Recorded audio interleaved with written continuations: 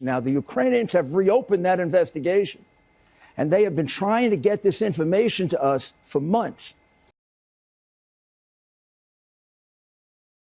But I want to make sure they don't suppress the investigation of all of this information and all this dirt that they were digging up. Already is a You never asked finding. anything about Hunter Biden. You never asked anything about Joe Biden. The only thing I asked about Joe Joe Biden is to get to the bottom of how it was that Lutsenko, who was appointed, dismissed the case against Antak. So you did ask Ukraine to look into Joe Biden? Of course I did. You just said you didn't. Mr. Giuliani conveyed to Secretary Perry, Ambassador Volker, and others that President Trump wanted a public statement from President Zelensky committing to investigations of Burisma and the 2016 election. Mr. Giuliani's requests were a quid pro quo for arranging a White House visit for President Zelensky.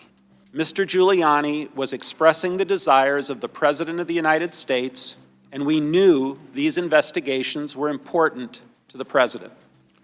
Ambassador Sondland told President Trump the Ukrainians were ready to move forward. Following the call with President Trump, the member of my staff asked Ambassador Sondland what President Trump thought about Ukraine.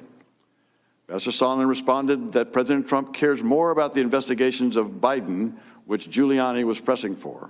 So you heard President Trump ask Ambassador Sondland, is he going to do the investigation? Yes, sir. He said, oh, yeah, he's going to do it. He'll do anything you ask.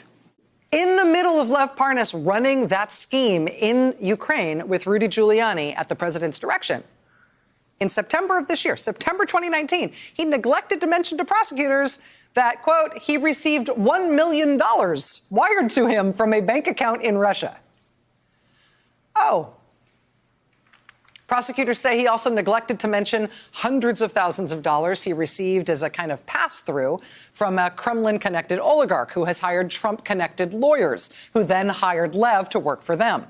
That Kremlin-connected oligarch, who prosecutors say is an upper echelon associate of Russian organized crime, is one of the people in Ukraine who's been providing Giuliani with fodder for the impeachment scheme. Lev didn't mention the hundreds of thousands of dollars he'd got through that guy.